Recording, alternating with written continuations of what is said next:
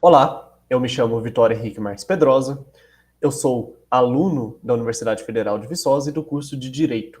Fui orientado pelo professor Luiz Felipe Araújo Alves e irei apresentar sobre o seguinte trabalho: a realidade retórica e erística do direito, uma análise prática da ação penal 1502.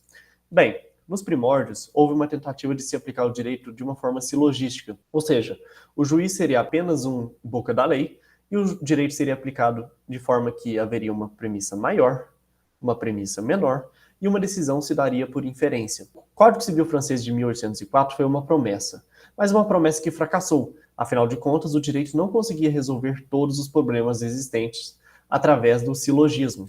Posteriormente, surgiu o positivismo jurídico, com seus principais nomes, Herbert Hart e Hans Kelsen, que tentavam aplicar o direito através das próprias acepções do direito, através das próprias acepções jurídicas, ou seja, livre da influência de outras ciências e livre de aspectos metajurídicos. No entanto, tanto o silogismo jurídico quanto o positivismo jurídico ignoram a real prática do direito, pois, afinal de contas, o direito sofre a influência da linguagem, seu elemento meio indispensável, ou seja, sofre a influência da retórica e da erística. A retórica nasce na Grécia Antiga com o objetivo de se alcançar não a verdade como a filosofia, mas sim a verossimilhança, ou seja, a sensação de verdade.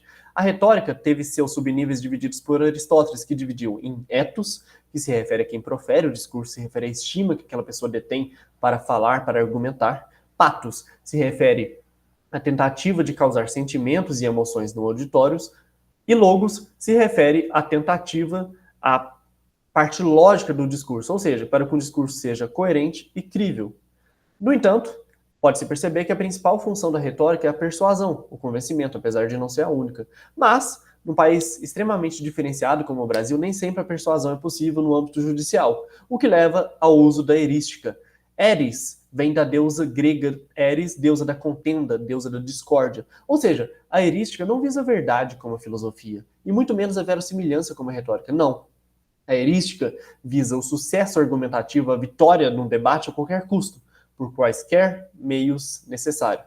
Ou seja, a erística, no âmbito da erística, pode ser utilizado estratégias imorais, ilegais, falas adversárias passadas, argumentos parciais, tudo isso para alcançar a vitória argumentativa a qualquer custo. A Ação Penal 1502, de 8 de janeiro de 2023, foi um julgado muito famoso que teve repercussão pelo trecho em que o advogado de defesa de Tiago de Assis Matar, réu na referida ação, confundiu o príncipe de Maquiavel com o pequeno príncipe e por isso sofreu várias críticas dos ministros do Supremo Tribunal Federal. O que se visou demonstrar através desse trabalho é que, na verdade, muitas dessas críticas, muitas das falas, tanto do advogado de defesa quanto dos ministros, especialmente dos ministros Alexandre de Moraes e Luiz Roberto Barroso, sofreram grande influência e, na verdade, eram estratégias retóricas e erísticas. Com isso, temos nossos objetivos: demonstrar as falhas do silogismo e do positivismo, demonstrar que a retórica e a erística não são meras estratégias embelezadoras da linguagem. Não, elas têm função real e são importantes para os julgamentos, principalmente nos julgamentos penais. Mas, nesse caso, no âmbito da Suprema Corte.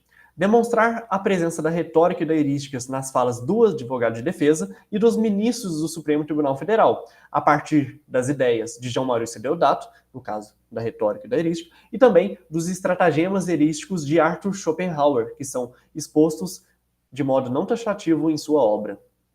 Como materiais e métodos temos 3 metodologias.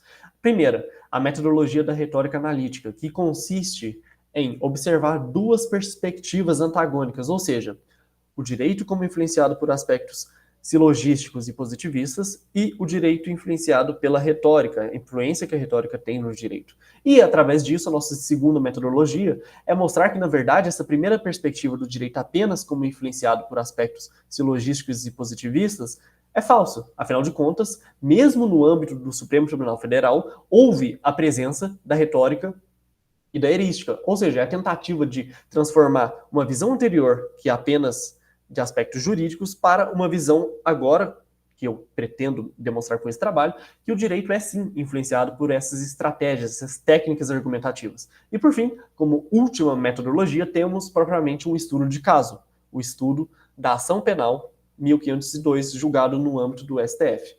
Eu irei demonstrar agora os resultados e as discussões do presente trabalho, mas posso dizer que não foram os únicos resultados. No entanto, pelo limite de tempo, serão os resultados que eu demonstrarei aqui. Bem, primeiramente, temos aqui a prova que o patos foi utilizado pelo advogado durante o processo.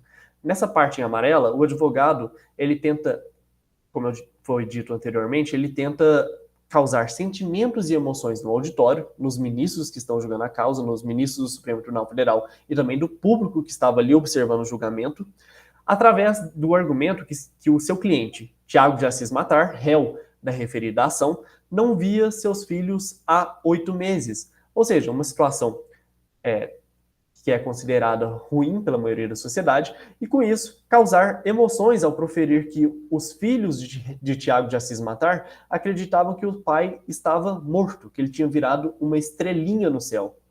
Esse eufemismo é uma forma de tentar causar, de tentar sensibilizar o auditório e os ministros, e uma forma de ganhar uma sentença mais favorável. No entanto, como eu disse anteriormente, num país diferenciado, nem sempre a retórica é efetiva, e por isso surge a erística, com o objetivo de alcançar a vitória a qualquer custo, por quaisquer meios possíveis. E com isso, posteriormente, o advogado utiliza o estratagema 38 de Arthur Schopenhauer, que consiste em ofender, insultar, desmoralizar o adversário. E nesse caso, o advogado foca explicitamente em ofender o ministro Alexandre de Moraes.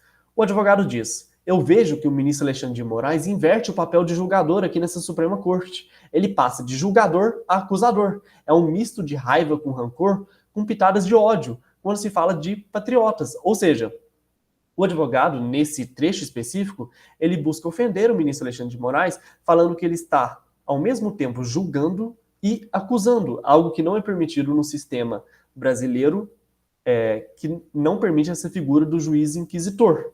No final das contas, ele está tentando desmoralizar, insultar o ministro Alexandre de Moraes no âmbito do Supremo Tribunal Federal, pois, afinal de contas, ele percebeu que a persuasão não era possível e partiu para uma estratégia de vencer o debate argumentativo a qualquer custo. Como eu disse há pouco tempo, durante esse julgado houve a confusão do advogado com o livro do Príncipe, de Maquiavel, com o livro do Pequeno Príncipe. Nesse trecho em específico, estou me referindo a uma resposta dada pelo ministro Alexandre de Moraes, que utilizou tanto o estratagema 31 quanto o estratagema 38 de Arthur Schopenhauer para ofender o advogado. Primeiramente, ele fala que é muito triste que um advogado vá à tribuna, que vá ao plenário do Supremo Tribunal Federal e confunda o livro do Pequeno Príncipe com o livro do Príncipe. Afinal de contas, são obras que não têm nada a ver. E por isso mesmo, aqui percebe-se o uso do estratagema 31 de Arthur Schopenhauer, ou seja, utilizar um argumento passado do advogado contra ele mesmo, falar que ele não tem conhecimento bibliográfico do que ele mesmo evocou, dos argumentos que ele mesmo evocou. Na verdade, supostamente pelas falas do ministro Alexandre de Moraes, ele tinha apenas dado um Google para ir no Supremo Tribunal Federal utilizar esse argumento. No entanto, nesse trecho percebe-se, além do uso do estratagema 31, o uso também do estratagema 38, que é o estratagema que busca ofender, desmoralizar o adversário, nesse caso o advogado. E por isso que ele fala que é um momento triste e que ficará nos anais do Supremo Tribunal Federal, com o objetivo de desmoralizar as falas do adversário, do advogado. Como conclusão, temos que o julgamento, claro, tem a prevalência de elementos fáticos jurídicos, principalmente pela presença de provas, de situações e de procedimentos que são referidos ao próprio processo penal, nesse caso. No entanto, pode-se perceber que a retórica é fundamental e utilizada mesmo no âmbito do Supremo Tribunal Federal para gerar a persuasão. Mas, num país diferenciado em que não há chance de convencimento, surge a erística com o objetivo de ganhar o debate a qualquer custo, por quaisquer meios necessários. No entanto, isso é preocupante quando se trata de um ministro do Supremo Tribunal Federal que, teoricamente, deveria julgar com imparcialidade. No final das contas, pelo que foi demonstrado anteriormente, a retórica erística está presente mesmo no âmbito do Supremo Tribunal Federal, o que demonstra a realidade retórica erística do direito. Muito obrigado.